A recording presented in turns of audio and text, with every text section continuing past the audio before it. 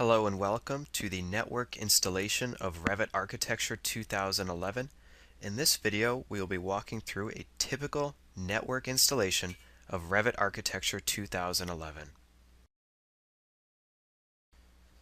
This course is intended to walk through a network installation of Revit Architecture 2011. You will learn things to do before you begin, how to locate your serial number and product key, and the process of a network installation. Before you begin, there are some very important items to ensure you've checked. First, review the installation documentation. Next, check the system requirements to ensure your workstation meets the minimum requirements to install and run Revit Architecture 2011. Next, confirm that you have administrative permissions on that workstation. Revit products must be installed with a user account with full administrative permissions. Next, turn off any antivirus software and ensure that the process itself for the antivirus application has been closed in the Windows Task Manager. Next, ensure all other running applications are closed or disabled to ensure that the install is the only active application on the workstation. Next, choose your language to ensure you are installing with the correct language. And lastly, before you get into the installation process, ensure to locate your serial number and product key so you're not looking for this information during the install process.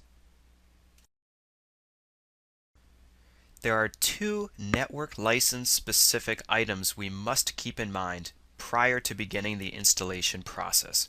The first is the name of the server running the Network License Manager. When installing a network licensed product, you must specify the name of the server that will run the Network License Manager. If you don't know the server name, you can quickly find it by opening a Windows command prompt on the system that will be the Network License Manager. At that prompt, enter ipconfig /all and note the host name entry. Second, make sure you know the license server model you will be choosing at installation. There are three options which we will be covering next, and those are single, distributed, or redundant license server models. The first license server model that we will discuss is the single license server model. The Network License Manager is installed on one server. This is a single license file setup, easiest administration and maintenance, and if the server fails, no license will be available. The next license server model that we will discuss is the distributed license server model. Licenses are distributed across multiple servers. Each server has a unique license file. Servers can be distributed across a wide area network as well, and in this scenario, if one server fails, the licenses are still available from the other servers. The last license server model which we will discuss is the redundant license server model.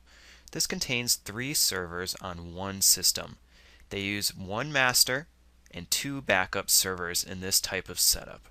They use the same license file on all servers. This provides backup if one server happens to fail. They use the same subnet and require close proximity. For serial number and product key locations, in our first example, you can find this information directly on the product box. In this example, you can see the serial number and product key highlighted in yellow. The next location to verify your serial number and product key location would be in your electronic fulfillment email. Here you will have any serial number, product key, or previous serial numbers along with the total seats you have of that product. And third, to locate your serial number or product key, you can also go to the Subscription Center, Contract Administration.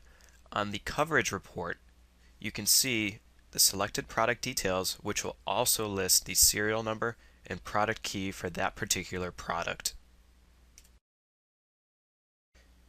Next, we're going to walk through a typical installation of Revit Architecture 2011.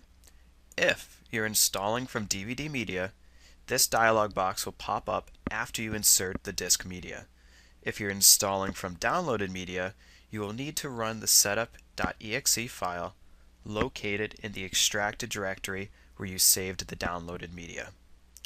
After either running the setup.exe file or inserting the disk media, on this screen you will have several options related to installing the product. We can install the product, create a standard deployment, install tools and utilities such as a network license utility or various administrative and reporting tools, or as always, read the documentation. For this example, we're going to choose Install Products to install our standard installation. On our first screen, there are a few items to keep in mind. One, on the left, there is a sidebar with various help links which change based on the page you are on. This is important to note should you have any questions along the installation process. On the right, we're going to be asked which products we would like to install. The top, Autodesk Revit Architecture 2011, should be checked by default. If you do not have Autodesk Design Review 2011, this will also be checked and should not be able to be changed by the user. Also, the third option for the Autodesk Material Library 2011 Medium Image Library. If you will be rendering in Revit Architecture 2011, it is recommended to include the medium resolution library, which will be good if you're doing close-ups or medium quality renderings. Once we have selected the products to install, we can press the Next button. This will take us to the End User License Agreement. It is very important to review and accept the license agreement. This will make you aware of what you can and cannot do with your software license. If the country or region is not correct, please change to the correct country or region. On the left, as always, it tells you which product this license agreement applies to. Once you have read the terms of the license agreement, you can click on I accept and press the Next button to move on to the next page. On the next screen, we'll be entering our user and product information. Here we will enter the first and last name associated with our product, as well as the organization. Ensure that you type your first, last, and organization exactly as it appears on your product documentation. Next, if you would like to use the product as a 30-day trial, you would select the first option here. Second, if you already have all your product documentation and information, you can enter your serial number and product key exactly as it appears on your documentation.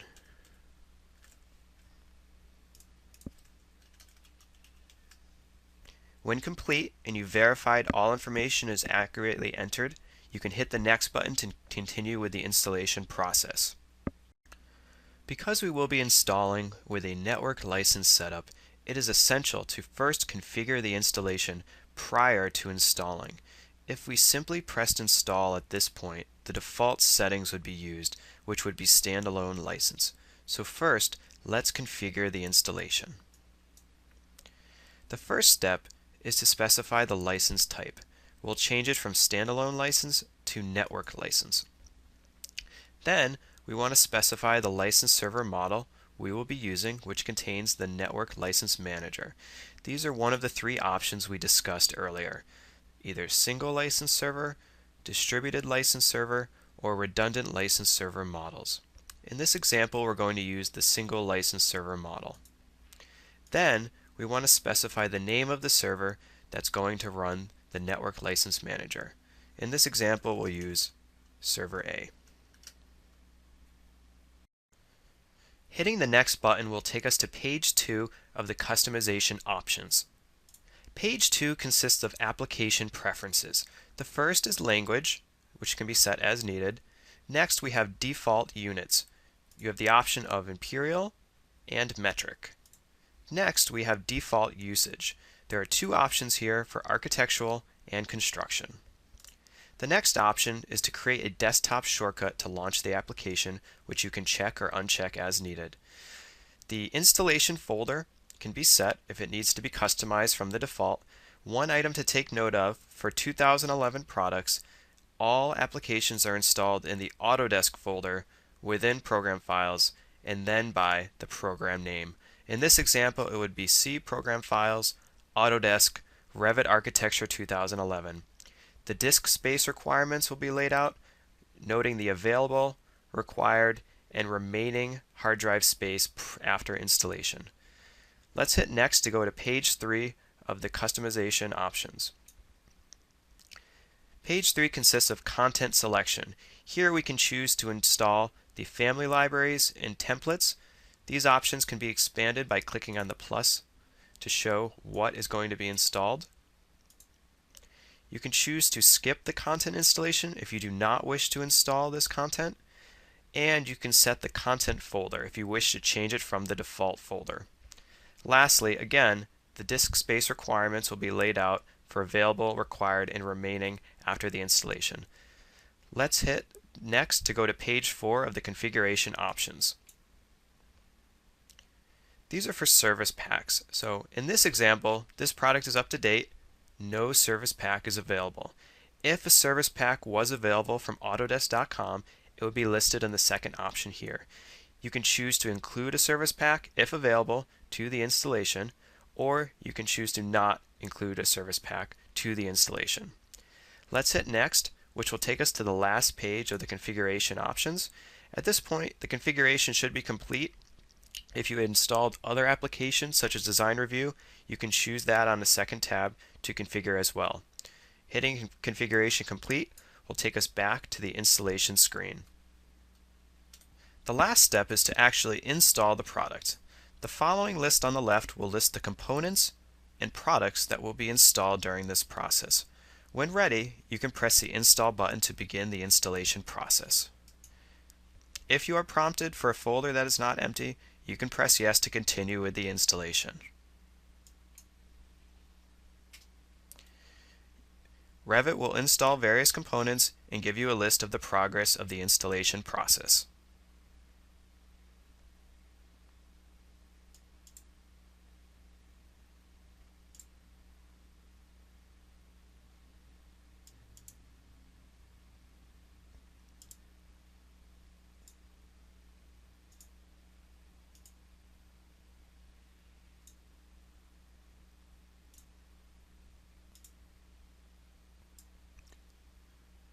During the installation, you will see various content folders being extracted to the desired target folder.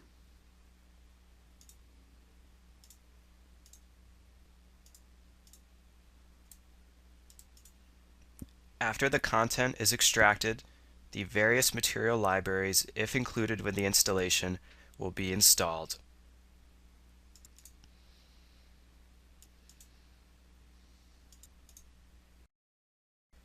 When the installation is complete, the products that succeeded installation will be listed. You may also view the installation log file at the path provided here, and additionally you can view the content of the README before starting each program. By default they are checked. If you do not wish the READMEs, you can uncheck and click the Finish button to finish the installation process.